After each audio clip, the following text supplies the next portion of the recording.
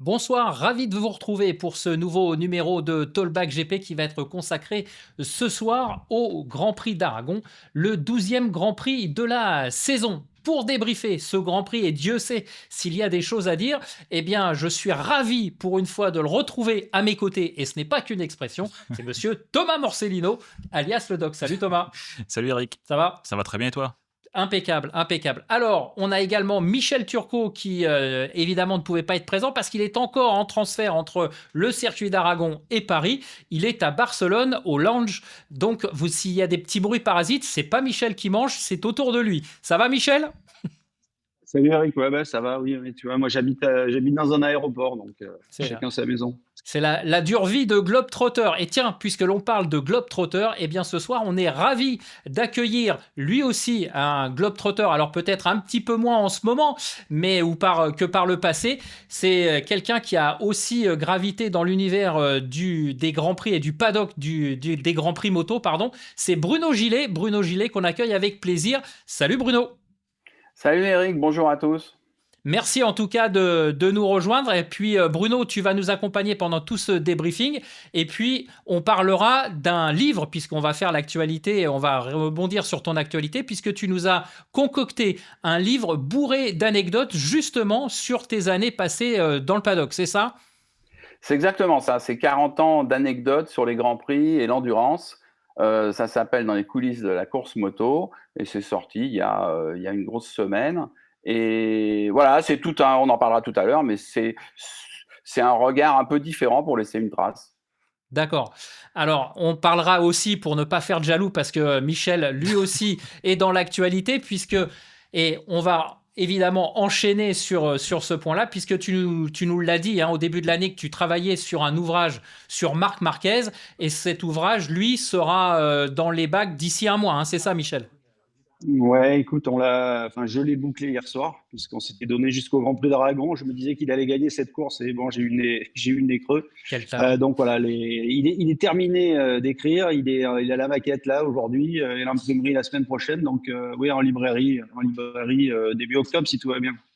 Voilà, bon, on va arrêter cet instant promo, messieurs, si vous le voulez bien, et on va se concentrer sur l'objet du soir. On reviendra évidemment sur vos ouvrages un petit peu plus tard. Mais en tout cas, voilà, ce Grand Prix d'Aragon, c'est le 12e Grand Prix de la saison. Et enfin, ça y est, Marc Marquez s'est imposé. Doc, après 1043 jours sans victoire, c'est la fin, comme on peut le dire, la fin d'une longue traversée du désert, mais c'est aussi une sorte de renaissance pour Marc Marquez. On peut l'interpréter comme ça? Ah oui, oui, je pense effectivement une deuxième renaissance, parce qu'il était déjà revenu de blessure et il avait renoué avec la victoire. Et là, effectivement, on est sur, voilà, après 1043 jours, comme tu le précises bien. Et il savait que ça allait venir, il savait pas quand, mais là, c'est arrivé ce week-end avec un week-end parfait sur lequel on va revenir, j'imagine, avec Michel. Alors Michel, justement, comme tu le disais, tu le sentais qu'il allait gagner à Aragon. Comment il était ce week-end au niveau moral, Marc Marquez? Parce que depuis le début d'année, on disait que Austin, ça serait son circuit. Après, ça serait le Saxon Ring. Et globalement, Aragon, c'était peut-être l'un des derniers circuits où il pouvait espérer la victoire. Ou est-ce que cette victoire, justement, ce déclic qui a eu lieu ce week-end, va appeler d'autres choses? Je pense qu'il risque d'y en avoir d'autres.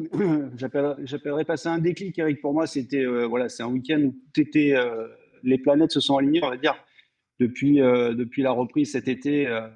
Marc le dit, il se sent de mieux en mieux avec la moto. Surtout, son équipe commence à travailler sur cette moto pour lui, en l'adaptant à ses besoins, à son pilotage. Donc, ils se sont éloignés un petit peu de ce qui avait été fait avec cette GP23 l'an dernier, de ce qui peut être aussi fait cette année avec la GP24 pour Martin et Bagnaia. Donc, voilà, il commence à mettre la moto à son goût. On arrive sur un Grand Prix d'Autriche où il était hyper positif. C'est la première fois qu'il avait aussi bonne sensation avec la moto, même s'il n'a pas gagné là-bas, parce qu'il y avait de plus grosses différences entre la 23 et la 24. On sait que la 24 accélère plus fort parce que ça baisse un peu plus de l'arrière en sortie de virage. Bref, donc l'Autriche, c'était pas le meilleur circuit pour pouvoir compenser avec cette machine. On arrive à Aragon où on a un circuit qui a été resurfacé avec un revêtement qui est en mauvais état, qui est très sale, donc pas de grip. On sait que Marquez, dès que l'adhérence est précaire, c'est un acrobate, il est très fort. ce circuit tourne à gauche, il y avait déjà gagné 5 fois, si je dis pas de bêtises. Le doc me corrigera. Ouais. Il est chez lui, devant son public. Voilà, il y a eu la pluie la nuit. La piste, le grip d'un jour au lendemain, il était différent. Ses adversaires, et notamment Bagnaia, se sont eux retrouvés en difficulté. Il était en pole, il est parti devant. Enfin voilà, tout a été. Voilà, comme je l'ai dit, les planètes étaient alignées ce week-end pour lui et il a fait une démonstration et il a obtenu ce succès après lequel il pourrait, hein, on l'a dit, il voulait cette année se prouver qu'il pouvait revenir au premier plan. Il a montré dès le début d'année, il a obtenu son guidon officiel pour l'année prochaine. Il manquait la victoire qu'il tenait à offrir à l'équipe Grésini pour l'avoir accueilli cette année, c'est fait. Donc là, pour l'instant, on va dire carton plein, mission accomplie. Et maintenant, pourquoi pas aller chercher le titre? Il est en retrait, ça va être difficile, mais voilà, c'est pas, il reste 7 grands prix, je crois, donc ça reste possible. Ouais, il en reste 8 très précisément, mais avec 7 circuits. Bruno, comment tu l'as vécu, toi, ce week-end? Parce que même si, entre guillemets, tu es retiré du rôle de grand reporter sur les Grands Prix moto, puisque à l'époque, tu travaillais pour Moto Journal, comment tu l'as vécu, ce Grand Prix, puisque tu suis toujours l'actualité des Grands Prix? Bah, pour être honnête, je l'ai vécu avec joie parce que je pense que, comme dit Michel, Marc Marquez a un moment extrêmement fort. Mais ça a toujours été, en plus d'être un des plus grands talents de l'histoire de la moto, ça a toujours été quelqu'un de très motivé. Mais pas seulement motivé en piste, motivé aussi, il l'a montré contre l'adversité quand, depuis ces 3 dernières années, il est passé par toutes les galères qu'on ne rappellera pas, je ne sais plus combien d'opérations du bras, les moments de doute et tout ça. Il a quitté quand même les inondas. Quelqu'un qui est voilà, qui a 30 ans, qui est à la tête d'une fortune pareille, etc. Il aurait très bien pu dire bon ben voilà, j'ai fait mon temps, mais il a continué à s'entraîner. Il est d'une motivation incroyable. C'est un ogre en piste. Et moi j'aime ça, même si des fois il est, comme il dit, hein, dès que je suis en piste, je suis un autre. Et il est des fois un peu chaud.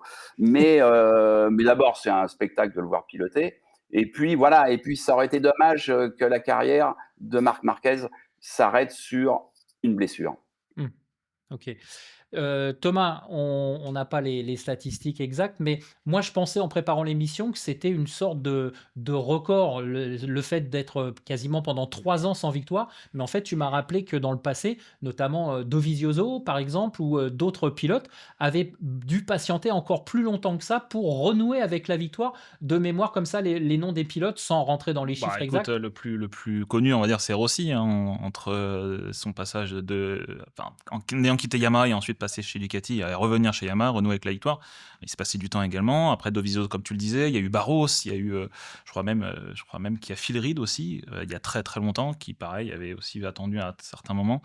Mais voilà, donc oui, c'est pas un record, mais ça reste, en tout cas dans l'ère moderne, ça fait partie des rares à avoir réussi ça. Michel, hier au soir, Marquez, c'était vraiment du soulagement ou c'était plutôt, comme tu le disais, la satisfaction entre guillemets du devoir accompli, c'est-à-dire amener cette victoire au team Gresini dans la catégorie Rennes? Ouais, je pense qu'il y avait un peu des deux. Il a dit que j'ai passé la ligne d'arrivée, j'ai l'impression d'avoir perdu 4 ou 5 kilos de mes épaules. Donc voilà, oui, il y a un vrai soulagement. Tout le monde attendait cette victoire. C'est un peu, quelque part, c'est un peu comme un premier succès pour un rookie. On l'attend, il vient pas et puis il arrive. Et là, c'est un peu pareil. Je pense, voilà, on sait qu'il avait regagné avec la Honda après sa blessure, mais voilà, c'était son dernier succès. C'est le jour du titre de Fabio Quartararo, donc voilà, il y a très très Ouais. longtemps. Donc une renaissance, on va dire. Est-ce que selon toi, il considère cette victoire comme l'une des plus importantes de sa carrière? Comme tu le disais, est-ce qu'il la met à la même hauteur que sa victoire justement avec Honda lorsqu'il est revenu de toutes ses blessures? Ou quelle place, à ton avis, elle va prendre cette victoire dans sa carrière? Bah, il a dit elle était parmi les plus importantes. Voilà, c'est sa première victoire en MotoGP avec une autre moto qu'une Honda. Donc effectivement, c'est une pierre dans une étape importante dans sa carrière. Et voilà, maintenant prochaine étape, c'est aller chercher ce 9e titre qui ferait de lui l'égal de Valentino Rossi. Ouais, ça c'est certainement Thomas un objectif qu'il a dans le coin de la tête pour 2025, ça c'est une certitude. Ah bah bien sûr, je pense qu'il a signé avec les rouges, pas pour faire de la figuration, clairement. Bruno, toi tu le positionnerais comment ce Marc Marquez par rapport à ce que tu as connu de toute l'histoire des Grands Prix moto que tu as couvert? Pour moi, il fait vraiment partie des meilleurs. C'est toujours difficile de faire un classement, c'est toujours difficile de faire des comparaisons. Et d'ailleurs, quand on fait des comparaisons, même au niveau palmarès, en disant bon bah voilà, Bagnaia, pardon, a gagné autant de grands prix que Kevin Schwantz, faut jamais oublier que par exemple à l'époque de Schwantz, il y avait 12 grands prix par an, maintenant il y en a 20, donc plus de chances de gagner. Voilà. Tout ça pour dire que c'est compliqué de comparer. On l'a fait aussi entre Rossi et Yago, c'est très compliqué. Mais c'est sûr que pour moi, il est dans le top 3 ou le top 5 des plus grands pilotes. Je ne les ai pas tous vus, hein, je n'ai pas connu Elwood. Mais moi, ce qui m'étonne chez cet homme, c'est qu'il cumule tout. Il cumule d'abord une intelligence en course, un talent, une volonté. Il a vraiment, il est malin, il a vraiment tout pour être là où il est arrivé. Et on l'a vu des courses en 125 sous la pluie, je crois que c'était au Portugal, où il part des stands après avoir chuté au Tour de Chauffe, et il gagne des choses comme ça. Il l'a fait en Moto 2 aussi. Enfin, c'est un phénomène comme on en rencontre peu, oui. Mm. Oui, après, c'est effectivement le personnage en lui-même est clivant, hein. On aime ou on n'aime pas Marc Marquez, mais je dirais que par rapport à tout ce qu'il a traversé, cette forme de résilience, comme tu l'as dit, Bruno, de jamais lâcher, comme effectivement vous l'avez dit, euh, on aurait très bien pu dire bon, bah voilà, j'ai suffisamment d'argent en poche, je suis blessé, je me pense à moi et j'arrête. Finalement, il est là et il a la motivation et la niaque, Thomas, d'un jeune qui vient que de débuter, en fait. Bah, t'as tout résumé, hein, effectivement, oui, c'est quelqu'un qui ne lâche rien. Bruno le disait tout à l'heure, c'est vraiment quelqu'un qui a un appétit toujours là, toujours. Et ce qu'il fait, c'est très fort, hein. Il aurait pu très bien s'arrêter, comme disait Bruno. Et voilà, je veux pas spoiler le livre, mais je sais que j'ai eu l'occasion de lire quelques lignes, et je sais que Michel a eu cette comparaison avec Mick Doohan, et il y a aussi, tu vois, cette similarité entre les deux pilotes qui fait qu'aujourd'hui, c'est très rare de voir ça, et c'est beau à voir, en fait. Mick Doohan, hein, qui s'était fracturé la jambe à Assen et qui avait failli être amputé de la jambe. Et à l'époque, c'était le docteur Costa qui lui avait sauvé sa jambe. Et ensuite, Mick Doohan s'est mis à gagner. Michel, est-ce que on a eu un plan à la télé très furtif? Est-ce que tu sais s'il a pu, Marc Marquez, échanger avec Santi Hernandez, qui a été son chef mécanicien pendant les 11 saisons qu'il a passé chez Honda? Est-ce que tu sais s'il y a eu un petit peu d'échange ou pas, ou est-ce que c'est vraiment resté chez Grezzini? Ouais, je pense qu'il y en a eu, mais en privé. Ouais. Ils se sont certainement vus, ils s'appellent régulièrement, ils sont amis. Maintenant, je pense que chez Honda, voilà, Santi est suffisamment intelligent, il a resté à sa place. Aujourd'hui, c'est le chef mécanicien de Joan Mir, donc voilà, ce sont des professionnels, c'est vrai. Par contre, moi, ce que je voudrais ajouter, puisqu'on parle de Honda, c'est que quand Marc décide de quitter Honda, il y a eu beaucoup de critiques à son égard, en disant finalement, il lâche le constructeur qui lui a tout donné, qui lui a donné un salaire, enfin des plus gros salaires après Valentino Rossi qu'on ait pu avoir durant cette époque contemporaine des Grands Prix, même je pense de toute l'histoire. Donc il y avait une forme de rancœur à son égard. On s'est dit, il lâche aussi son équipe. Et alors, pour parler brièvement de mon travail pour cette biographie que j'ai écrite, j'ai passé des heures à discuter avec son ancienne équipe, avec Santi, avec Carlos Lignan, avec Castella, enfin avec tous ces gens-là. Et j'ai été assez étonné de leur confession. En gros, tous m'ont dit, on a été, quand il est parti, quand il nous a quittés, il nous a demandé notre avis. Il a dit, qu'est-ce que je fais? Je me rappelle, c'était il y a un an. Il y a un an, après le Grand Prix d'Allemagne, ses chutes, il se dit, qu'est-ce que je fais? Je continue avec Honda, je vais jusqu'au bout de mon contrat ou je m'en vais, je tente ma chance autrement. Et en fait, il a demandé à son équipe qu'est-ce qu'il devait faire. Il a demandé des conseils et tous lui ont dit, va-t'en. Va-t'en, tu as 30 ans, si tu veux gagner, si tu restes avec nous, tu n'y arriveras pas. T'inquiète pas pour nous. Nous, on a du boulot chez Honda, on est bien payé, voilà, on fait notre job. On a gagné avec toi tout le temps, mais voilà, on a eu cette chance-là. Maintenant, il y a plein de chefs mécaniciens, plein de mécaniciens qui passent leur carrière sans jamais gagner. Et ils font leur boulot du mieux possible aussi. Et par ailleurs, tous étaient contents qu'ils décident de partir parce que tous avaient peur qu'ils se blessent à nouveau en restant avec Honda. Parce qu'ils savaient que cette moto, de toute façon, elle n'était plus performante. Et ils connaissent aussi très bien Marc. Et Marc, il a peur de rien. Il veut gagner, il veut être le meilleur. Et donc, comme il n'a pas peur, il prend des risques improbables. C'est comme ça qu'il s'est blessé. Et c'est surtout qu'il a insisté avec cette blessure et que, voilà, qu'il a eu toutes ces complications. Donc, finalement, eux ont été soulagés qu'il s'en aille pour lui, voilà, en se disant s'il reste avec nous, ça va vraiment mal se finir. Voilà, qu'il aille ailleurs, qu'il aille gagner. Et je pense que hier, tous étaient très contents de l'avoir gagné avec cette Ducati. Justement, pour rebondir sur ce que tu viens de dire, Michel, c'est très intéressant. Comment ça a été perçu, cette victoire dans le paddock en général? Tu vois, je fais le parallèle. Alors, c'est un parallèle juste comme ça, hein, on a vu la victoire de Johan en Australie, où tout le paddock était vraiment content pour Johan, parce que voilà, ça faisait un moment qu'il courait après, etc. Est-ce que hier, le paddock, vis-à-vis de cette victoire de Marc Marquez, était un petit peu dans le même état d'esprit? C'était quelque chose qui faisait plaisir à tout le monde par rapport justement à ce chemin de croix qu'il a dû parcourir. Oui, bien sûr, tout le monde sait qu'il mérite. Voilà, tout le monde connaît Marc, ses qualités, ses défauts, mais voilà, c'est comme l'a rappelé Bruno, c'est un guerrier, c'est un type qui lâche rien, qui a souffert, qui aime la moto. Il aurait pu très bien s'arrêter, prendre sa retraite, voilà, avec le compte en banque bien garni qu'il a, il n'avait pas besoin de continuer, mais il aime ça, il veut courir, il veut gagner, donc forcément, sa volonté. Voilà, se relancer avec une équipe indépendante, récupérer une moto de la saison dernière, même si c'est une Ducati. Voilà, il fallait faire, il fallait y aller. Donc effectivement, tout le monde était content. Après, hier soir, Eric, il y a un Grand Prix le week-end prochain, donc tu sais ce que c'est. Il Oui. faut démonter le paddock. Donc voilà, tout le monde est un peu parti rapidement en pliant ses affaires. Mais évidemment, tout le monde était content pour Marc. Martin a été l'un des premiers justement à le féliciter au parc fermé. Hein. Si les premiers mots de Martin ont été pour Marc en disant qu'il méritait cette victoire après tant de galères, quoi. Donc, Alors justement, Bruno, comme Michel vient de l'expliquer, même Thomas, le parallèle, la reconstruction de Marc Marquez, la reconstruction de Mick Doohan, c'est quelque chose sur lequel tu es en face. Ça te parle forcément? Oui, bien sûr, évidemment. L'exemple effectivement de Mick Doohan, il est cinglant parce en plus il a pris 5 titres en 500. Mais en fait, on se rend compte que beaucoup de pilotes, surtout à l'époque, moins maintenant grâce à la sécurité des airbags, mais beaucoup de pilotes finalement ont été arrêtés par des blessures. Quand on regarde Freddie Spencer, il s'est quand même arrêté sur des faiblesses physiques. Kevin Schwantz pour un problème de poignet. Doohan qui finalement s'est blessé à un bras, si j'ai bonne mémoire, après ses 5 titres. Hélas, on va être obligé de citer aussi Wayne Rainey. Mais c'est pour ça que je disais, Marquez aurait très bien pu dire bon, bah ça va, j'ai tout montré quand même. Je rappelle quand même qu'il a gagné 10 courses de suite. Je crois que c'est en 94, Michel le confirmera, ou Thomas plutôt. Donc voilà, et c'est là que c'est exceptionnel, quoi. Cette volonté-là, ouais, elle est remarquable. Michel, Mick Doohan, tu lui as parlé également par rapport à Marquez?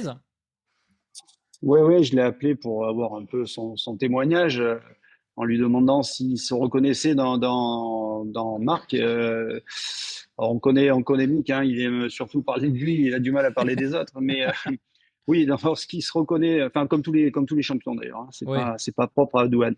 Mais oui, évidemment, dans la volonté, dans cette cette rage de vouloir toujours être devant, effectivement, il se reconnaît. En revanche, ce qu'il m'a dit, qui était assez amusant, c'est qu'il m'a dit qu'en revanche, il était capable de se contenter d'une place d'honneur s'il ne pouvait pas gagner, et que dans son côté, ça passe ou ça casse, Marc était plus proche de Kevin Schwantz que de lui. D'accord. Ouais, c'est quand même un bel hommage aussi, parce que Mick Doohan, c'est pas n'importe qui. Alors, juste pour conclure, hein, sur Marc Marquez, parce qu'il faut qu'on parle aussi des autres, et il y a aussi un gros sujet à aborder. Vous voyez ce que je veux dire, mais on va y revenir dans quelques instants. Thomas, la victoire de Marc Marquez, c'est net et sans bavure, hein. J'ai regardé les écarts, c'est 4 secondes 7 avec le deuxième, quasiment 15 secondes, hein, 14 secondes et 9 dixièmes sur le troisième. C'est l'un des plus gros écarts jamais enregistrés, au moins cette saison. Ouais, cette saison, en fait. C'est vrai qu'effectivement, le promoteur du championnat en début de saison me demandait de faire des calculs justement sur l'écart moyen sur les premiers Grands Prix qui était très serré, l'un des plus serrés de l'histoire, sur les premiers Grands Prix, hein, j'entends. Et là, effectivement, Marquez a complètement plié le game, comme on dit. Et donc, il finit avec un écart, le plus gros écart de cette saison. Et puis, je dirais que c'est l'un de ses meilleurs Grands Prix en termes de week-end, c'est-à-dire séance menée, tour. Parce que hormis le warm-up qui servait à rien, il n'a pas participé, surtout. Auquel il n'a pas participé, il était en tête de toutes les séances. De toutes les séances, il a mené du début à la fin, il a fait le meilleur tour en course des deux courses, sprint et course du dimanche. Donc, ce qu'on appelle faire un grand chelem, je ne sais pas si tu es dans le jargon F1, mais du coup, il a vraiment écrasé tout le week-end. Je dirais que son meilleur Grand Prix, le dernier en date, comme ça doit être Argentine 2019, où il termine quasiment toutes les séances en tête. Il finit avec 9 secondes d'avance sur Valentino Rossi, sur le sec. Enfin voilà, on est sur un truc, voilà. le curseur était placé très haut ce Exactement. week-end. Alors, le curseur était placé très haut, peut-être même trop haut, puisque le deuxième l'a reconnu tout de suite en descendant de la moto, c'est-à-dire le deuxième, c'est Jorge Martin. On va parler évidemment de lui. Jorge Martin, il a été raisonnable, on peut dire ça comme ça, Michel, parce qu'il s'est tout de suite rendu compte que Marc Marquez semblait un ton au-dessus. Après Pecco Bagnaia en Autriche, il est tombé sur Marquez à Aragon, mais finalement, il a fait le Grand Prix qu'il fallait faire, c'est-à-dire marquer le plus de points possible par rapport au Factor X qui était Marc Marquez ce week-end. Oui, mais surtout, il était très content de son week-end, très content il l'a dit, de sa maturité. Je pense qu'il progresse à ce niveau-là. Il est tombé en qualification en Q2, il tombe dès son premier run. Ouais. Et Dès il son tour arrive de sortie, non, c'est ça, hein Ouais, quasiment. donc il tombe dans son premier run, il regagne son box, il prend la deuxième moto et il arrive à assurer la quatrième place sur la grille. Et il l'a dit, il n'y a pas si longtemps que ça, je serais tombé dans mon deuxième run en essayant de faire la pole. Donc voilà, là il a été intelligent, il a assuré. En plus, c'était la place qu'il fallait avoir. Je pense que sur la grille, c'était soit la pole, soit la quatrième place, parce que toute la partie à gauche vers l'intérieur du premier virage était vraiment très très sale, et on a vu Bagnaia rester collé à 2 fois sur la grille, alors que Marc est très bien parti et Martin aussi. Voilà, donc il profite de l'accrochage entre Bagnaia, du mauvais week-end de Bagnaia, on va dire. Et voilà, il a gagné que 2 Grands Prix depuis le début de l'année, alors que Bagnaia en a gagné 7 et il a 23 points d'avance. Donc sa régularité, comme vous en avez parlé, est payante. C'est ce qui lui a souvent manqué. Donc voilà, je pense que lui, il a progressé à ce niveau-là. Et voilà, il reste 2 courses à Misano, et je pense que s'il les gère bien, ça va être la dernière partie des courses outre-mer va être très très très intéressante. On va se retrouver. Sachant qu'il a bien roulé l'année dernière à Misano, hein, c'est pas forcément le circuit de Pecco, donc c'est ça qui va être intéressant ce week-end, quoi. Voilà, et puis ça va nous donner une fin de saison un peu à l'identique de l'année dernière, donc ça c'est parfait pour le suspense. Bruno, je voulais avoir ton avis sur Martin. Comment tu le juges, comment tu le considères, ce pilote, au niveau performance et puis au niveau humain? Alors, au niveau humain, je le connais pas bien, mais au niveau tempérament et en piste, c'est un explosif. Et moi, j'aime bien ça, évidemment. Je sais aussi que c'est un gars qui, ça n'a pas été facile, hein, son parcours, que son copain Espargaro l'a beaucoup aidé, même financièrement, d'après ce que j'ai compris. Et évidemment, voilà, ça fait 2 saisons qu'il joue le titre, donc il a été un petit peu déçu, pas qu'un petit peu, hein, mais enfin là, j'enfonce des portes ouvertes. Concernant la place de pilote d'usine Ducati, il est quand même toujours très jeune. Comme m'a dit, je ne sais plus lequel de vous deux, il mature et il apprend beaucoup de choses. Donc, il a encore beaucoup de marge de progression. Et ça, c'est important. Donc, je pense que c'est déjà un grand, mais c'est quelqu'un qui va vraiment prendre de l'ampleur et prendre toute sa dimension. C'est sur cette dimension-là, justement, Bruno, et après même Michel, qui peut justement s'étoffer. C'est sur ce côté apprendre de soi. Et comme tu viens de l'expliquer aussi, Michel, par rapport à Douane, qui disait le jour où je voyais que je ne pouvais pas gagner, je me contentais de ce que je pouvais avoir. C'est sur ce point-là qu'il peut encore développer son palmarès et développer son pilotage. Oui, effectivement, Eric, c'est là où il a progressé. C'est ce qu'il a en tout cas cerné. Je pense ne pas vouloir être devant, ne pas avoir à prouver qu'on est le meilleur en étant systématiquement le premier. C'est on va dire que ça fait partie de l'intelligence de la course. Et voilà, il a démontré en tout cas à Aragon qu'il était capable de garder un peu la tête froide. Et je pense que s'il reste sur cette ligne, ça peut être un véritable outsider pour Pecco sur la fin de saison. Après, c'est ce que je disais aussi, c'est qu'il arrive dans d'autres dispositions que l'année passée. L'année passée, il avait un retard à refaire, je crois une 60aine de points sur Pecco, et là, forcément, il arrive dans des dispositions différentes, donc il peut se permettre, entre guillemets, de pas vouloir toujours finir devant pour essayer de rattraper son retard. Donc je pense que cette maturité, effectivement, il commence déjà à l'acquérir, quoi. Ouais, puis on l'avait vu l'an dernier, c'était où? C'était en Thaïlande, quand il était en tête et qu'il tombe. c'est là où on Indonésie, voyait ou en Indonésie. Indonésie. ouais. Indonésie, oui, pardon, excusez-moi. En Indonésie, c'est là où on voit qu'il avait encore du travail à faire sur lui-même. Et de toute façon, il n'avait pas le choix de finir devant aussi, Voilà. donc c'était ça qui était compliqué. Et là, il arrive dans des dispositions vraiment différentes. Donc je pense que mentalement, même Romagnoli me le disait, son chef mécano, il sait, voilà, et il sait qu'en plus la deuxième partie de la saison sera plutôt en sa faveur parce qu'il adore les courses outre-mer. Il est prêt, il se sent plus libéré là-bas, donc voilà. D'autant plus, alors je ne sais pas si ça rajoutera un petit peu à sa motivation, c'est que, comme l'a souligné un petit peu Bruno, c'est que il sait que l'année prochaine, il va quitter cette machine. L'Aprilia, on sait qu'elle est fluctuante en fonction des circuits. On l'a vu ce week-end, hein, ils ont été quasiment transparents, les pilotes Aprilia.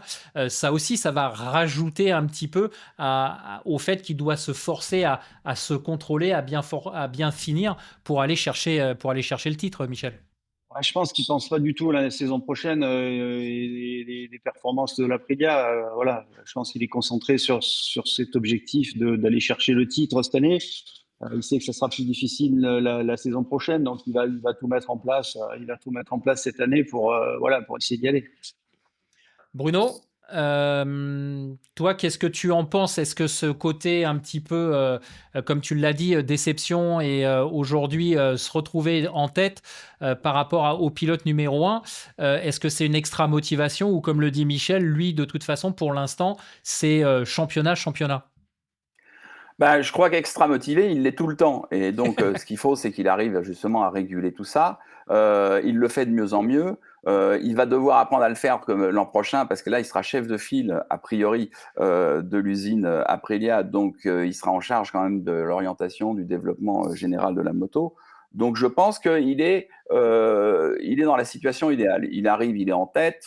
Là, sur cette dernière partie de saison, s'il n'a pas le titre, on ne lui en voudra pas.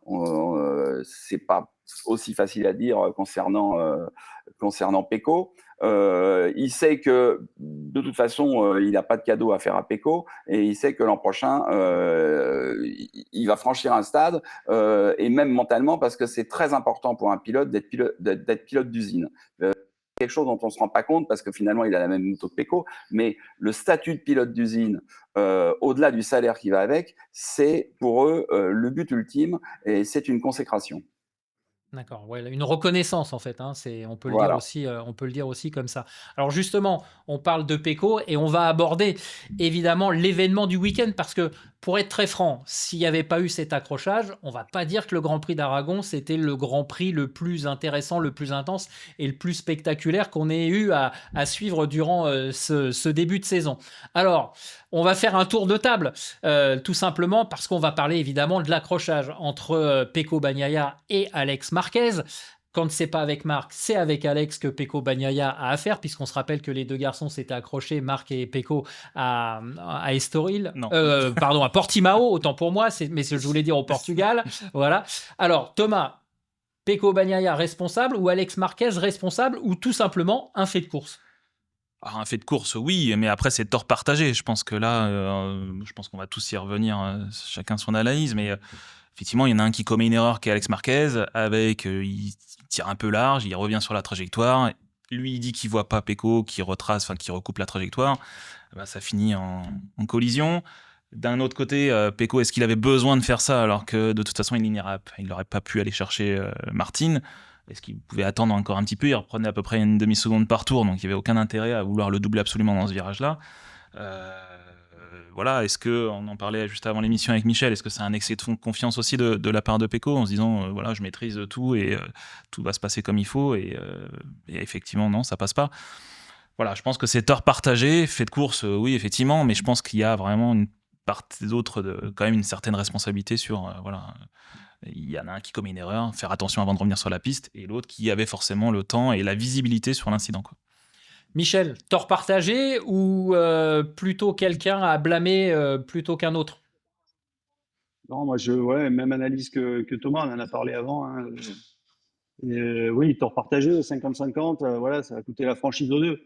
Ce qui est sûr, c'est que Bagnaia avait plus à perdre qu'Alex, et pour moi, il a manqué de lucidité. Ça y était déjà arrivé au Mans l'an dernier avec Vignales en s'accrochant. C'était un petit peu différent avec Marc à Portimao, mais c'est un petit peu la même histoire aussi. Et quand on joue le titre, je pense qu'il faut être plus prudent qu'un adversaire qui, lui, n'a rien à perdre. Il savait qu'Alex était virtuellement sur le podium, donc il allait résister. Il savait que voilà, Alex, il rêvait d'être sur le podium avec son frère qui faisait sa première victoire. On imagine que c'était encore un petit peu plus de motivation pour lui.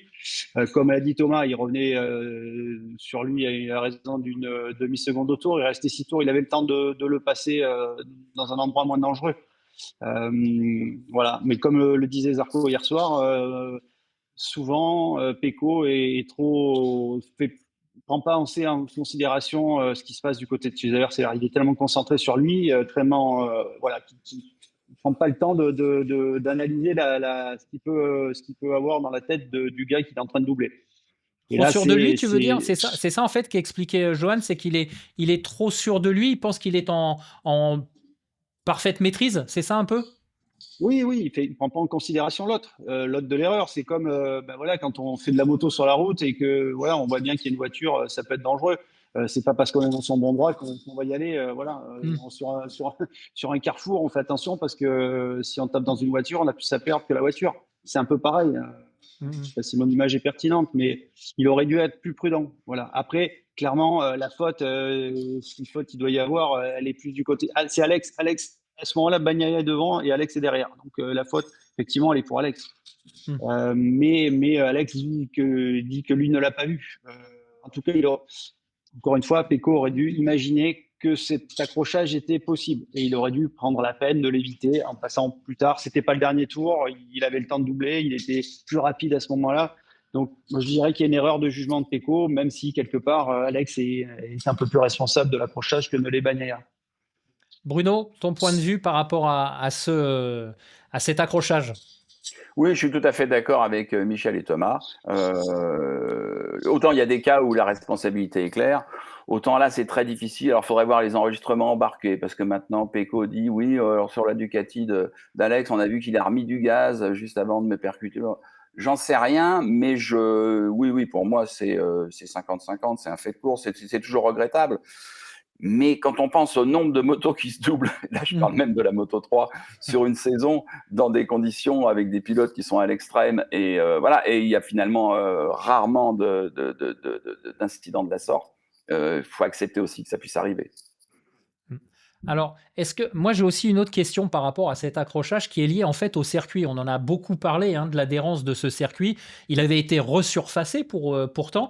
Après, on a eu des conditions totalement instables durant tout le week-end. On avait vu que ça s'était gommé et donc le circuit était plus rapide le vendredi. Puis finalement, et le vendredi soir et le samedi soir, il a plu, donc ça a lavé la piste. Est-ce que justement dans cet accrochage, le fait que Pecco Bagnaia revienne tout de suite à l'intérieur, c'était justement pour éviter de rester sur les parties sales où on a vu même pendant la course que c'était hyper glissant.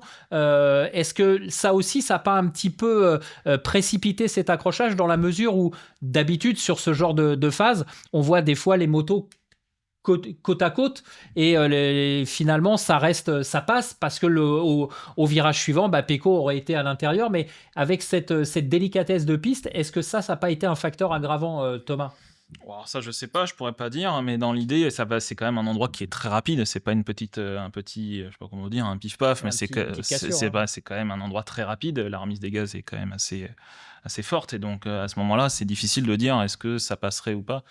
Je sais pas, là honnêtement je pourrais pas me prononcer, mais je pense que ça va suffisamment vite pour provoquer une chute. Alors ça, Bruno, justement, ce facteur adhérence, est-ce que tu penses que ça peut avoir une implication ou une explication dans cet accrochage, le fait que Pecco s'est senti peut-être un petit peu piégé à l'extérieur et a voulu revenir plus rapidement sur l'intérieur pour reprendre la bonne ligne en quelque sorte?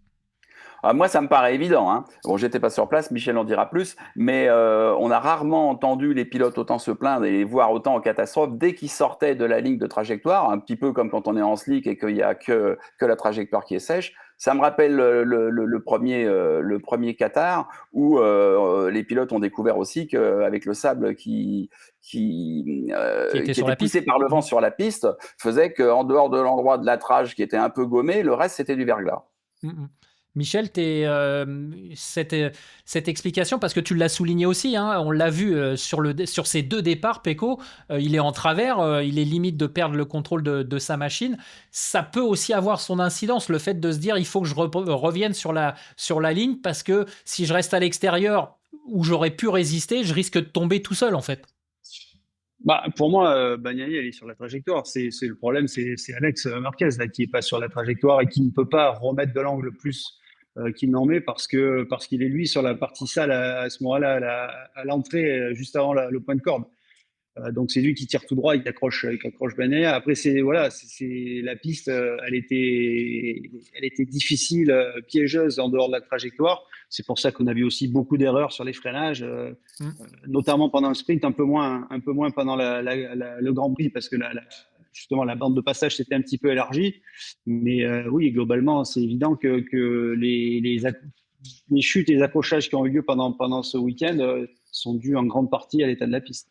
Alors, ce qui est quand même assez paradoxal, hein, Thomas, c'est que on a resurfacé, je le disais, hein, ce circuit a été resurfacé. Alors, c'est vrai que les éléments n'ont pas joué en sa faveur, hein, puisqu'on sait que plus les motos roulent, plus elles déposent de la gomme et plus l'adhérence devient bonne. Et à chaque fois, comme je le disais, la nuit, il a plu. Mais ça pose quand même question. Ouais, bah là, encore une fois, il faut plus poser la question à Michel qui était sur place, mais effectivement, on a vu des camions nettoyer la piste, notamment parce que les pilotes se sont plaints, notamment Pecco, hein, au départ. Oui, effectivement, pourquoi le revêtement de cette piste est si glissant? Particulier, Ouais, en c'est ça, tout si cas. particulier, je sais pas, je pourrais pas te dire. Michel, ouais, ça a été quelque chose qui a vraiment animé les discussions dans le paddock, notamment samedi soir après la course sprint, hein. Oui, mais c'est surtout l'état de la grille de départ là qui posait problème, parce que là, encore une fois, la partie à gauche de la grille était sale. Elle a été nettoyée, mais bon, visiblement, il y avait des remontées. La pluie à chaque fois faisait remonter l'huile Du du bitume. revêtement. Mm. A priori, le bitume n'était pas d'une très grande qualité. D'après Piero Taramasso, il n'y avait pas assez de grains. En fait, il était assez quelque part étanche. Les pneus respiraient pas, les pneus chauffaient énormément parce que justement il y avait peu d'air entre la gomme et le revêtement, entre les graviers, enfin les cailloux qui composent ce bitume. Voilà, c'est peut-être aussi le bitume en lui-même qui était incriminé, quoi. Enfin après voilà, il y a un bitume neuf qui a été utilisé certainement trop tôt et qui a été posé cet été en pleine chaleur, qui est utilisé un peu trop tôt a priori par la suite, plus la pluie qui ramène là, le circuit d'Aragon, il est au milieu d'une terre assez aride. La pluie a ramené de la terre dessus certainement. Donc voilà, c'est une combinaison de choses qui font que c'était un petit peu la patinoire ce week-end. Mm. Alors, du coup, comptablement au championnat, Bagnaia, il fait évidemment la mauvaise opération, hein, puisqu'il a désormais 23 points de retard sur Jorge Martin. Pour conclure sur le chapitre Pecco Bagnaia, il a perdu, on va dire, une bataille, mais il n'a pas perdu la guerre. 23 points, c'est pas non plus irréparable. Est-ce que finalement, il n'est pas plus fort dans cette situation d'aller rattraper quelqu'un plutôt que de mener? Qu'est-ce que tu en penses, Michel? Là, je t'avoue que je sais pas, mais pour moi, il est bon. C'est anecdotique. Il reste 8 grands prix euh, entre le sprint et voilà. C'est des C'est erreurs. Martin peut en faire. C'est pas le tournant du championnat, on est bien d'accord. Pas à ce moment-là, non. Hmm. Thomas? Ah non, je suis Ouais. ouais, non, alors, surtout avec 37 points à distribuer par Grand Prix, maintenant on est voilà, 23 points entre guillemets, c'est plus comme avant, c'est plus une course d'avance comme je disais tout à l'heure. Donc, Bruno, qu'est-ce que t'en penses? Toi, c'est un fait ça restera comme un fait marquant de la saison, mais c'est absolument pas le tournant du championnat. Non, quoique, ce que je veux dire, c'est qu'on sait qu'ils sont à peu près du même niveau et aujourd'hui, ça va quand même se jouer un peu sur les nerfs, sur celui qui tiendra le mieux la pression. Après, comme dit Michel, il reste énormément de points attribués parce que maintenant, on en attribue 50% de plus depuis 2 saisons, 3, avec les courses sprint. Donc, il peut encore se passer beaucoup de choses. On peut aussi remonter très régulièrement, mais on entre de toute façon dans un stade de la saison où ça va beaucoup se jouer sur les nerfs. Celui qui sait tenir cette pression-là et être digne de son rang sans commettre d'erreur. Alors, sans commettre d'erreur, d'autant plus que là, on va enchaîner dès ce week-end à Misano. Il y aura une pause, puis on retournera à Misano. Mais c'est surtout qu'après, il y aura la tournée asiatique, on va dire ça comme ça, où là, les Grands Prix vont s'enchaîner week-end après week-end. Et c'est là où il faudra justement maîtriser ses nerfs. Alors, on va aborder un autre chapitre de ce Grand Prix d'Aragon. On va parler de Pedro Acosta. Pedro Acosta, il nous avait enchanté en début de saison. Il y a eu un creux. Et puis là, à Aragon, tout s'est remis en place. Et j'aimerais bien, Michel, que tu nous expliques si tu as un petit peu plus d'infos, parce que nous, de l'extérieur, on a entendu certaines choses. Mais finalement, il y a eu une profonde refonte, visiblement, de la structure de Tech 3, avec pas mal de changements en interne. Alors, est-ce que c'est une décision interne à Tech 3 ou est-ce que ça a été dicté par Piror Mobility? On a entendu Nicolas Goyon qui disait que, entre guillemets, il se projetait déjà un petit peu sur la physionomie 2025. Qu'en est-il? Le résultat, c'est qu'Acosta s'est un petit peu retrouvé. Il a un peu retrouvé ses marques. Ouais, là, je pense que ça n'a rien à voir avec ce qui se passe actuellement chez Tech 3, d'autant que les changements concernent le côté d'Augusto Fernandez, puisqu'en fait, c'est Alex Méran qui a dû laisser sa place à Alberto Giribuola, qui l'an prochain, qui avait été recruté par, enfin, là, on va être un peu dans l'inside, mais par Fabiano Sterlachini, donc qui était le bras droit d'Aligna, qui avait été débauché par KTM pour restructurer le département MotoGP. Bref, lui a été écarté ou s'en est allé, enfin, ou les deux sont séparés, quoi qu'il en soit, depuis le Grand Prix d'Italie, il est plus là. Les Autrichiens ont décidé qu'il y avait trop d'Italiens chez eux et qu'il fallait remettre les choses dans le bon sens. Donc Giribola, qui était un proche de Serlachini, n'est plus responsable de l'analyse de la performance, parce que les Autrichiens, a priori, ont trouvé que ce poste-là servait à rien, donc il redescend en tant que chef mécanicien de Enea Bastianini, avec qui il avait travaillé chez Gresini. Donc, pour le préparer à ce retour à ce poste, ils ont décidé de le mettre pour la fin de saison avec Augusto Fernandez. Voilà, ça c'est la partie restructuration de ce que je sais chez Tech 3. Personnellement, Ouais, enfin, on voilà, nous a expliqué aussi entend. que Acosta était revenu à une moto plus conforme à ce qu'il avait en début d'année et que justement on arrêtait de lui faire tester des pièces et en fait que la machine s'était emballée un peu trop vite autour d'Acosta. Bah, c'est ce qu'on avait expliqué lors du dernier débrief, Eric, en Autriche, Ouais. c'est que voilà, Acosta, en début d'année, voilà, c'est le rookie, on lui donne une moto, on change pas trop les réglages, il se fait plaisir, il s'amuse, il n'y a pas de pression.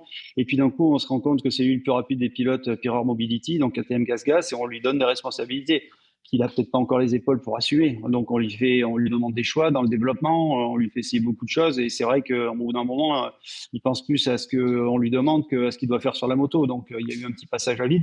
Et puis bon, encore une fois, la KTM, elle n'est pas non plus encore au niveau de la Ducati, loin de là. Elle est performante sur certains circuits, comme peut l'être à l'Aprilia, mais globalement, il y a encore un monde avec la Ducati. Donc voilà, là, il se trouve que les circonstances étaient réunies. Je pense que c'est aussi un circuit qui lui convient bien, son pilotage un peu particulier.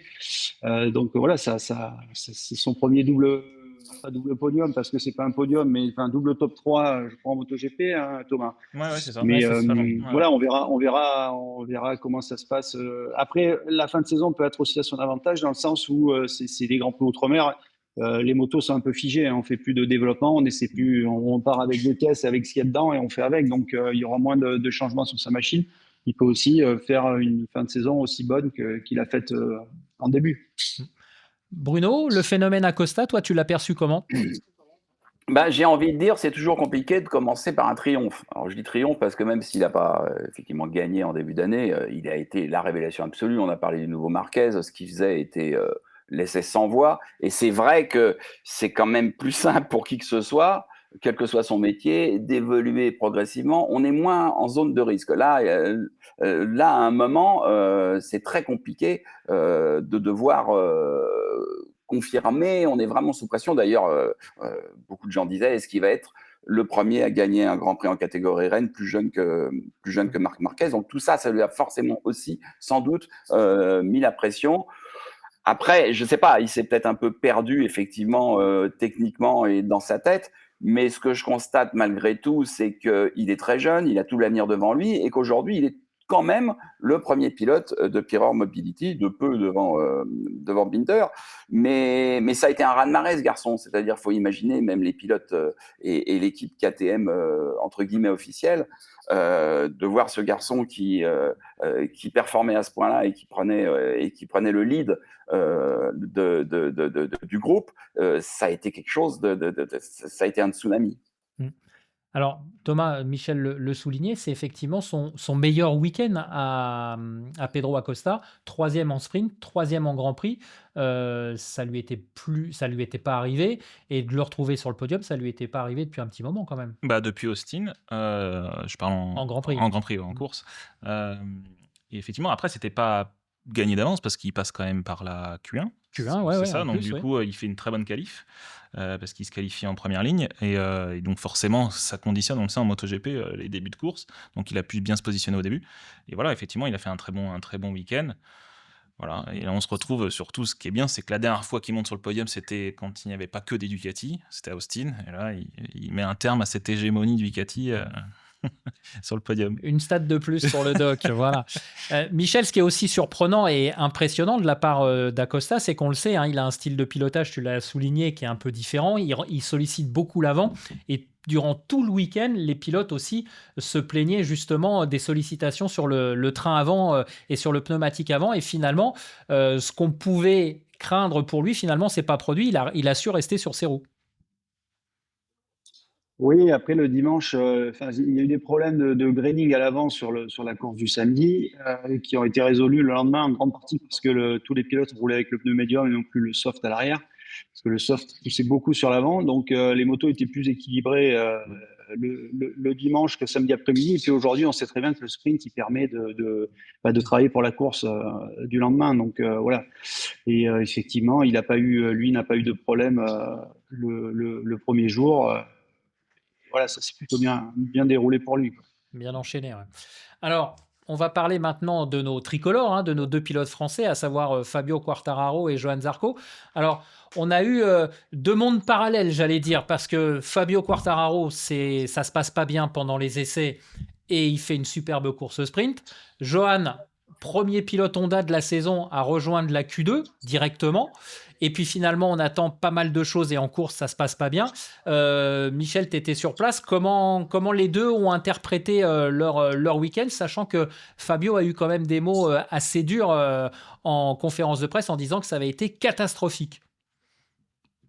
Ouais, voilà, c'est ça. Je pense que les deux, ils sont, voilà, il leur faut des antidépresseurs dans pas longtemps là, au train où voir les choses.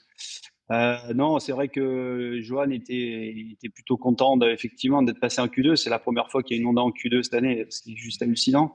Mais après, en course, voilà, il dit c'est un camion, il n'arrive pas à tourner. En plus, ils ont eu un petit souci dans le tour de formation. Il s'est fait un high side avec le pneu médium, donc sur la grille, ils ont un peu paniqué. Ils ont modifié les réglages électroniques pour brider un petit peu la puissance.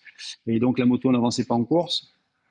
Le sprint, il tombe, tu l'as dit, et voilà, quant à Fabio, ça progresse pas, quoi. Et surtout, on a Bartolini qui annonce à la télé Oui. en début de week-end que voilà, ça sera bon, au mieux, ça ira mieux en fin d'année prochaine. Donc forcément, là, de toute façon, chez Yamaha, ils savent pas ce qui se passe. Ils essayent plein de choses. Chez Honda, c'est pareil. Et les problèmes sont toujours les mêmes. Il n'y a pas de grippe. Enfin voilà, en fait les deux constructeurs sont face à des problèmes pour lesquels ils n'ont pas de solution parce qu'ils ne comprennent pas d'où vient le problème. Donc, c'est vrai que c'est quand même juste édifiant, quoi. Ouais. Donc, à mon avis, tant que peut-être qu'en 2027, avec le nouveau règlement et tout le monde va repartir sur de nouvelles motos, il y a des chances que ça redécolle. Mais là, pour moi, les 2 prochaines saisons, ça va être les deux vont continuer à manger du pain noir. Alors, c'est un peu moins grave pour Johan. Ça l'est davantage pour Fabio parce que voilà, je pense qu'il va s'user. On avait un pilote champion du monde avec qui on pouvait imaginer de nouveaux succès, mais je pense que ça va être très difficile, à moins qu'il s'en aille voir ailleurs, peut-être plus vite, j'en sais rien. Mais là, c'est sûr que où il en est aujourd'hui, ça va être, à mon avis, mentalement, ça va être très très compliqué. Ouais, Après, vas-y. Thomas. non, là, je voulais en revenir sur le fait que, comme tu disais, Bartolini qui dit à la télé que ça ne progressera pas avant l'année prochaine. en espérant aussi que le règlement ne change pas, dans le sens où peut-être que les développements vont être gelés. Enfin, tu sais, on parle de ça, Michel. Donc forcément, ça peut aussi, en espérant que justement les concessions puissent accorder aux constructeurs en difficulté de pouvoir continuer à développer. Mais s'il y a ça aussi en suspens, on peut imaginer qu'effectivement, comme tu le dis, sur les 2 prochaines saisons, ça risque d'être compliqué pour évoluer, quoi. Ouais, puis c'est surtout cette dissonance dans le discours, parce que on se rappelle, alors même si c'est un discours de circonstance, au moment où Fabio renouvelle son contrat pour 2 ans, il dit voilà, je sais ce qui va arriver, il va y avoir des belles choses, etc. Et en fait, 5 mois, pas 5 mois après, 4 mois après, on annonce que, comme tu le viens de le dire, Michel, et comme on l'a entendu tous, ça sera pas avant la fin de l'année prochaine, c'est-à-dire encore une saison et demie à parcourir. Bruno, je viens vers toi parce que Oui. cette perdition des constructeurs japonais, c'est quelque chose de surréaliste, et c'est quelque chose qu'on n'a pas vu venir et qu'on pensait inimaginable, tellement la domination était importante. Eric, c'est exactement ce que j'allais dire. Moi qui ai commencé les reportages, à couvrir les Grands Prix pour Motojournal en 82, il était inimaginable que les Japonais se fassent Venir. détrôner et même humilier, parce que c'est le mot. À l'époque, c'était plutôt Cagiva ou Patton ou des petites marques européennes qui n'y arrivaient pas, avec des motos qui étaient quand même beaucoup plus simples, parce que c'était des 500 de temps et qu'on travaillait pas à l'aérodynamique. Et là, ce qui se passe, moi, je suis abasourdi, mais cela dit, ça se vérifie aussi un petit peu dans les machines de route où les Européens prennent de plus en plus de parts de marché, aussi avec des motos de plus de caractère. Là, on va pas parler d'efficacité pure uniquement. Et là, je reste sans voix. Alors, je pense que c'est dû beaucoup à l'aérodynamique. Ils ont raté le train. Et comme c'est une science qui est très complexe, parce que contrairement à la F1, la moto, elle est sur 3 dimensions, c'est-à-dire qu'on prend de l'angle dans les virages, et il y a aussi beaucoup plus de déports de masse que sur une F1. Comme dit Michel, ça va être très très long et je suis malheureusement pas très optimiste pour eux. Ouais, donc il va falloir avoir un mental solide. Ça, alors c'est une question qui est un petit peu facile, mais qu'est-ce qu'on peut attendre? Parce que Yamaha a fait des tests à Misano. Au début du week-end, on nous disait que le nouveau package aéro était vraiment très très bien, qui donnait beaucoup plus de facilité pour inscrire la moto en virage. Et au final, on a appris que ça c'était très bien, mais que ça pouvait pas être utilisé avec le moteur le plus puissant, parce que sinon ça déséquilibrait la moto. Donc comme tu le dis, Michel, on part dans tous les sens sans savoir où on va. Qu'est-ce qu'on peut attendre de cette fin de saison, et pour Johan et pour Fabio? Donc, je te résume ça en un seul mot, pour moi, rien. Voilà. Tout simplement rien. Ça a le mérite d'être clair au moins. Non, mais Eric, Mm. comme je le disais tout à l'heure pour Acosta, on va finir la saison avec des motos qui sont là. Donc, il va falloir faire avec ce qu'ils ont là, et on voit bien que ce qu'ils ont là, ça fonctionne pas. La moto, elle n'a pas de grippe, ils n'arrivent pas à faire fonctionner les pneus. Et ils ne savent pas si ça vient du châssis, du moteur. Ils ont essayé des configurations, que ce soit Honda, Yamaha, on essaye des configurations de moteurs différentes, on essaye des géométries de châssis différentes, des aéros différentes, mais les résultats sont toujours les mêmes. Mm. Donc, je ne vois pas ce qui peut se passer d'ici la fin de l'année. Ouais, Thomas, c'est ça, hein, c'est le brouillard le plus complet. Et pour en revenir aussi avec ce que disait Bruno, c'est comment on peut arriver. On sait que le HRC, c'est un recherche et développement énorme. Il y a énormément de personnes dans ce service-là. Comment on peut arriver à cette situation-là de voir et Yamaha et Honda autant dans la panade? C'est par rapport au caractère, c'est quoi? Bah, après, il y en a beaucoup qui disent qu'aussi, faut pas oublier qu'il y a eu le Covid pendant qui a quand même immobilisé, pardon, le monde, pendant quelques années, et surtout au Japon, ils en ont peut-être plus souffert qu'en Europe, où ils ont eu interdiction de travailler aux usines, donc c'était compliqué pour eux aussi de mettre au point une moto ou de travailler ou de continuer à travailler dans la recherche et développement. Donc il y a eu ça, et puis après la façon de travailler est différente des Européens, et donc forcément, voilà, peut-être que, c'est un peu plus, on va dire, c'est des façons de travailler différentes, et donc c'est moins rapide, on va dire, du côté des Japonais. Je me souviens des mots de Luca Marini quand il est arrivé sur ses premiers tours de roue sur la Honda. Il disait sur la Ducati, c'est vas-y, monte sur la moto et die, quoi. Et après, là, au Japon, c'est plus, voilà, attends, faudra attendre que la moto soit bien préparée, et puis après, vas-y. Donc c'est un peu différent, c'est une philosophie différente. Donc là, aujourd'hui, peut-être que dans la course au 10e, c'est plus compliqué. Michel, je reviens vers toi parce que ce matin, lundi matin, on a eu une annonce de la part de Yamaha sur le remplaçant de Lynn Jarvis. C'est un effet d'annonce, il n'y aura pas de répercussions immédiates. Qu'est-ce qu'on peut attendre? Bah, rien, là, c'est un remplacement d'un manager par un autre manager. C'est pas ça qui, enfin, ça concerne pas la technique, on va dire. Ouais, il y a pas, il y aura pas d'incidence directe avec le développement. C'est simplement le chef d'orchestre qui change, on va dire. Et après, en termes de développement aussi, on va dire que Yamaha se cherche un peu. Bon, déjà, ils ont que 2 motos en piste, puis surtout, ils ont pas de pilote d'essai à proprement parler, puisque Cal Crutchlow est blessé, n'a pas fait les wildcards qui étaient prévus. Ça a été donné à Rémi Garner. Là, ce week-end, Rémi Garner, il est à Manicourt pour le Superbike, donc il pourra pas éventuellement remplacer Cal Crutchlow, qui était prévu pour une wildcard ce week-end. Donc forcément, ça fait, mine de rien, quelques données en moins, des roulages en moins. Donc forcément, le développement en prend un petit coup, quoi.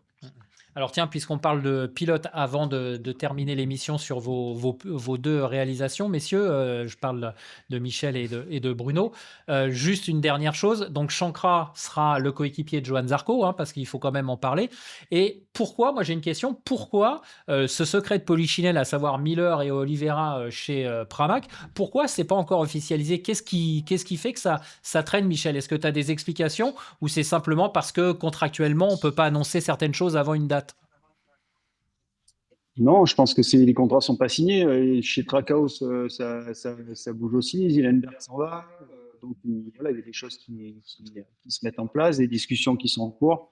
Voilà, moi j'en sais pas plus. Je sais qu'Olivera a confié qu'effectivement ils étaient en discussion. Maintenant, peut-être se mettre d'accord sur un salaire et sur les détails du contrat. Je sais pas, Eric. Juste une question, Michel, du coup, tu dis Zielenberg s'en va, c'est ça? Ouais, Zielenberg a été annoncé comme partant, ouais, de Trackhouse. D'accord, ok. Ouais, je crois que Brivio, voilà, ça se L'a passait pas remercié. super bien entre les deux. Ça s'était pas passé très bien à l'époque de Yam. Voilà, je pense que la rupture a été un petit peu prévisible. D'accord. Bon, alors messieurs, on va faire, c'est notre instant, Je m'en vais alors, du coup. Non, tu peux rester Thomas. Bien, pour une fois que tu es là, tu vas rester jusqu'au bout, Thomas. Donc c'est notre instant un petit peu, comment dire, promotion. Bruno, on va revenir vers toi. Ces anecdotes, comment tu les as concoctées, comment tu les as centralisées? Est-ce que tu as eu des autorisations à demander? Comment ça s'est passé? Raconte-nous un petit peu les coulisses de ton ouvrage. Bon, ben, les coulisses de ce livre d'anecdotes, de 100 anecdotes sur 40 ans de Grand Prix d'endurance, ça a commencé un soir où j'étais avec Guy Coulon, qui est un bon copain, dans son atelier de Tech 3 le soir. Et Guy Coulon est un excellent conteur.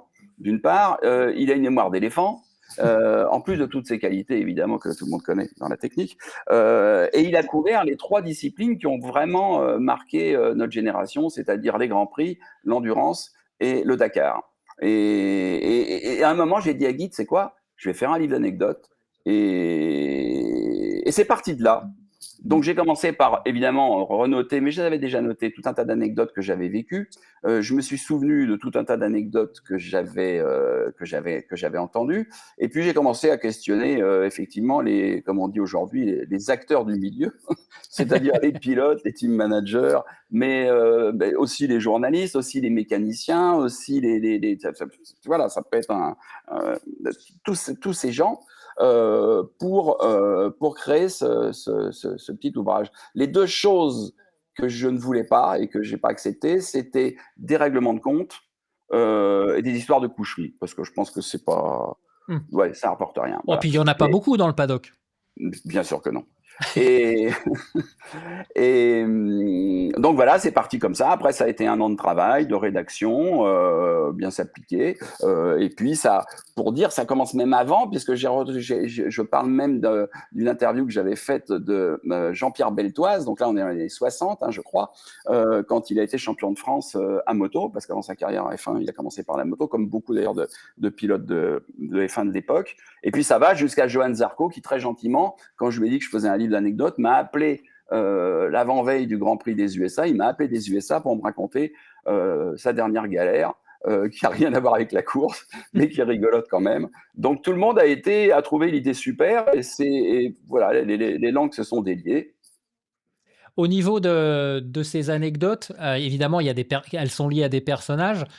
Si on devait te poser la question du choix, quel est pour toi le personnage, j'allais dire, le plus emblématique dans ces anecdotes? Est-ce que un John Koczynski, par exemple, tient une place importante, ou est-ce qu'il y a d'autres personnes comme ça, ou un Randy Mamola qui à l'époque était un clown et un funambule sur sa moto et sur sa Cagiva et sur sa Honda, et on se rappelle tous de l'image de Misano.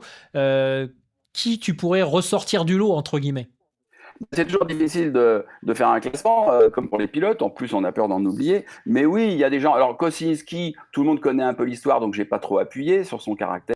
Une anecdote qui concerne quelque chose que j'ai essayé de faire un maximum d'anecdotes qui, a priori, étaient inconnues. Après, oui, il y a des légendes. Il y a dans les années 70-80, il y a Roberts.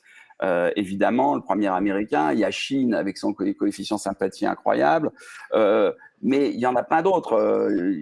C'est assez difficile de. Voilà, Dominique Mélian a des histoires. Beaucoup de gens, en fait, tout le monde. Ce que je dis, c'est que c'est un type de livre qu'on pourrait faire dans tous les métiers. Quelqu'un qui a passé 40 ans à observer un métier, après, il peut tendre le micro, il connaît les gens. Il a la confiance aussi des acteurs du milieu, donc, et écrire un livre comme ça. Et est-ce que tu as eu des vétos? Est-ce qu'on t'a dit non, je préfère pas? Alors, j'ai des gens qui m'ont raconté des histoires en me disant tu peux l'écrire, mais ne dis pas qui c'est. Ne dis pas que c'est moi, quoi, en gros. Donc, je vous le dirai pas. D'accord. Bon, écoute, tout ça, c'est à découvrir. On rappelle que ton livre est déjà en vente, hein, c'est ça? C'est ça, il est déjà en vente sur Amazon, les coulisses de la course moto, voilà. Ah, Amazon, ça va pas faire plaisir à Michel, ça. Hein. Attention. Hein. Et j'ai cru voir passer un post de ta part, il me semble, Bruno, comme quoi c'était la meilleure vente moto actuellement sur les livres, c'est ça? Oui, tout à fait. Voilà, il est passé numéro 1, là, il est en vente depuis 4 jours, il est numéro 1 de la vente de livres moto sur Amazon. Mais je vais dire, il n'y a rien d'exceptionnel à ça, on fait chacun sa promo. Les livres de Michel, c'est le même cas. Quand on amène un livre nouveau, un nouveau produit, c'est comme quand Honda vend sa 700 Hornet, les premiers mois, elle fait du chiffre. Hein. D'accord. Enfin, je vous conseille quand même de le lire parce qu'il est très bien. Voilà. N'oubliez pas d'aller commander ce livre. Et n'oubliez pas, évidemment, d'ici un mois, Michel, donc ce livre sur Marc Marquez. Juste pour la petite histoire aussi, pour que nos téléspectateurs comprennent, Michel, Bruno, vous connaissez depuis des années, puisque en fait, si je dis pas de bêtises, Michel, c'est un peu Bruno qui t'a mis le pied à l'étrier à Motojournal à l'époque, c'est ça? Ah, c'est quasiment mon grand-père, Bruno. Oh, il est méchant, il est méchant. Non, mais j'en suis fier. Non, mais Bruno le sait. Il a d'ailleurs, il y a pas très longtemps, il m'avait ramené la lettre que je lui avais écrite quand j'étais encore un jeune enseignant et qui rêvait de devenir journaliste. Voilà, Bruno, oui, il m'a aidé, il m'a fait faire ma première pige à Motojournal et c'est grâce à lui que je suis là aujourd'hui. Donc, c'est que j'ai un grand respect, un grand amour pour Bruno, même si on n'est pas d'accord sur tout. Du coup, je suis le petit-fils, parce que du coup, grâce à Michel, j'ai pu être dans le milieu aujourd'hui. Donc voilà. Voilà. Donc, quelque part, Bruno, tu es le grand-père par procuration de Thomas. Voilà. C'est ce qu'on appelle la grande chaîne humaine et c'est très beau comme ça. Voilà. Michel, on va évidemment parler de ton livre très brièvement, hein, parce qu'on sait que tu as un avion aussi à prendre. Donc, Marc Marquez, L'amour du risque. Ça a été compliqué de rentrer, entre guillemets, dans la famille Marquez, parce qu'on sait que c'est quand même une famille très soudée. Hein. Ils se déplacent toujours ensemble, le père, le frère et Marc Marquez. Ça a été compliqué d'arriver à le décider, à faire ce livre? Je vais être très honnête. J'ai pas fait ce livre avec Marc Marquez. J'ai fait ce livre avec. Alors, Marc Marquez sait que je fais un livre. D'ailleurs, il en a écrit la postface, mais il n'avait pas le temps à m'accorder pour. J'ai pas eu d'entretien particulier avec Marc, ni avec son père ou avec son frère concernant ce livre. En revanche, j'ai fait des interviews d'une vingtaine de personnes qui ont travaillé avec lui, qui l'ont connu, de ses adversaires. De Lorenzo à Dovizioso, en passant par Paul Espargaro, Santi Hernandez, enfin bref, tout un tas de témoins qui sont d'ailleurs remerciés dans ce livre, qui n'est pas encore imprimé, donc voilà, on aura le temps d'en reparler, mais voilà, pour moi, l'idée, c'était de raconter la carrière de ce pilote, mais aussi raconter en détail, en fil rouge, cette saison 2024, cette saison de la reconstruction. Donc voilà, il fallait qu'il soit terminé hier soir, enfin terminé d'écrire, donc ça pouvait pas mieux se terminer que par cette victoire. Et donc, j'en suis d'autant plus ravi. Mais voilà, ça sera à découvrir. Enfin, en tout cas, je pense que beaucoup de gens seront surpris. En tout cas, j'espère que les détracteurs de Marc l'achèteront, ou tout au moins le diront, se le feront prêter. Tu vas l'acheter donc. tu vas l'acheter donc. Ouais, je vais l'acheter, ouais. Non, mais j'étais. Non. Ouais, c'est pas un secret, c'est un pilote. Moi, j'avais des réserves sur l'homme, pas sur le pilote, mais sur l'homme. Et en fait, en enquêtant autour de lui, j'ai découvert un personnage avec pas mal de facettes et qui est. Enfin voilà, bon, j'en dis pas plus. C'est à découvrir, à lire. Qu'on l'aime ou qu'on l'aime pas, c'est pour moi, voilà, un des plus grands champions de la moto. Voilà. Après, il y a cette rivalité avec Valentino Rossi qui est bien évidemment évoquée en long, large et en travers, mais voilà, c'est un grand, peut-être le plus grand pilote. Enfin, c'est certainement le plus grand pilote en activité, ça fait aucun doute. Alors, messieurs, avant de terminer cette émission, je voulais juste qu'on ait une petite pensée pour un grand monsieur qui nous a quittés la semaine dernière. Bruno et Michel, vous l'avez côtoyé, et vous aussi, hein, sur les paddocks. Je parle de Jackie Germain. En quelques mots, parce que c'est difficile de décrire la personnalité de Jackie Germain, hein, la fameuse casquette sur le crâne rivée à longueur de journée. Bruno, un petit mot sur Jackie, et Michel, je te demanderai également un petit mot avant de conclure l'émission. Alors Jackie, oui, Jackie, c'était tout à fait l'image de la gouaille parisienne. Donc ça lui donne un côté attachant. C'était un homme très généreux, faut savoir, et ça, il s'en vantait pas, que il avait sa propre boîte à Arcueil, où il préparait des motos. Il vendait des pièces de Yamaha de course, des TZ, parce que tout le monde roulait en TZ quasiment dans les années 110-80 ou en OW, enfin beaucoup de Yamaha de course. Et très souvent, il y a des pilotes qui m'ont dit, moi j'étais petit privé, je suis arrivé, j'ai été acheter mes pièces, j'avais pas beaucoup d'argent, il m'a dit, tu sais quoi, tu me paieras en fin d'année quand tu auras revendu ta moto. Ce qui est quand même rare. Après, Jackie, c'est quelqu'un qui détestait les journalistes. Je dis ça, je vais vous dire pourquoi, parce que la première fois que je suis arrivé au premier Grand Prix en 82, c'était en Autriche. J'arrive sous la tente avec mon motojournal à la main, sous la tente Sonoto Yamaha, où il y avait quand même Saron qui courait et compagnie, et je tends le magazine à Jackie, il le prend, il le jette par travers. J'en veux pas de vos torchons de journalistes. Alors là, je me suis dit, bon, ça va pas être facile de travailler avec lui. Bon, en fait, c'était un homme entier. Et puis après, ça s'est très bien passé quand il a vu que je respectais ses dires dans mes écrits. Mais c'était un homme entier, c'était un gros travailleur, c'était quelqu'un qui était très rigoureux, c'était quelqu'un qui, contrairement à l'époque où tout le monde voulait taper dans les TZ pour essayer de gagner 2 chevaux à haut régime, mais la moto avait plus de coupe, donc au final, elle était moins efficace. Il n'y a pas que le banc d'essai. Lui, il a toujours respecté les consignes de Yamaha. C'était un très bon élève, très appliqué. Et sur le fond, lui-même, une bonne personne. Michel, un petit mot sur Jackie Germain? Ouais, Jackie, moi je l'ai pas aussi bien connu que Bruno, évidemment, parce que je suis arrivé sur les Grands Prix en 91, mais je l'ai quand même côtoyé à l'époque de la Coupe Yamaha que j'ai faite en 85, après avec Jean-Philippe Rougia. Donc voilà, j'étais allé le voir il y a une dizaine d'années dans son atelier de Vissou, où il restaurait encore ses motos qu'il faisait rouler aux mains de Christian Saron. Voilà, moi c'était voilà, la casquette, la blouse, et puis la gouaille, comme le dit Bruno, et puis son humour. Son humour très, très caustique. Voilà, c'était un vrai personnage. Et d'ailleurs, je lui rends un hommage dans le prochain GP Racing. J'ai appelé Christian Saron pour en parler avec lui. Donc voilà, c'était un personnage comme la moto n'a malheureusement de moins en moins aujourd'hui. Très bien, merci, merci messieurs. Et puis, on a aussi une pensée pour une personne, et moi à titre personnel un peu plus, pour Michel Mellet, qui a passé 44 ans chez Kawasaki et qui elle aussi nous a quittés. Elle s'occupait de la compétition et de la communication, et c'était une belle personne avec qui travailler. Et j'ai aussi beaucoup de pensées pour Michel, qui nous a quittés quelques jours avant Jackie Germain. Thomas, merci de ta présence au studio Talkback GP, ça fait vraiment plaisir. Michel, on te laisse filer parce que sinon tu vas rater ton avion. Et Bruno, je te remercie énormément de ta présence, de nous avoir accompagnés sur toute l'émission. J'espère que ça t'a plu, que ça t'a pas semblé trop long. Et en tout cas, bon vent et bonne réussite pour ton livre.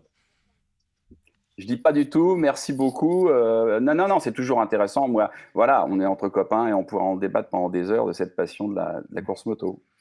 Très bien, bah merci beaucoup. Donc n'oubliez pas, on se retrouve dès lundi prochain pour le nouveau débrief de Talkback GP qui sera consacré au premier des 2 Grands Prix qui auront lieu à Misano. Alors dimanche, ça sera le Grand Prix de la République de San Marin et après, ça sera Émilie-Romagne. Si je dis pas de bêtises, c'est juste une question de naming. Voilà, bonne soirée à vous. N'oubliez pas de commenter, de vous abonner surtout, hein, la chaîne Fastlane TV sur YouTube et on se retrouve lundi prochain à 18h. Merci beaucoup.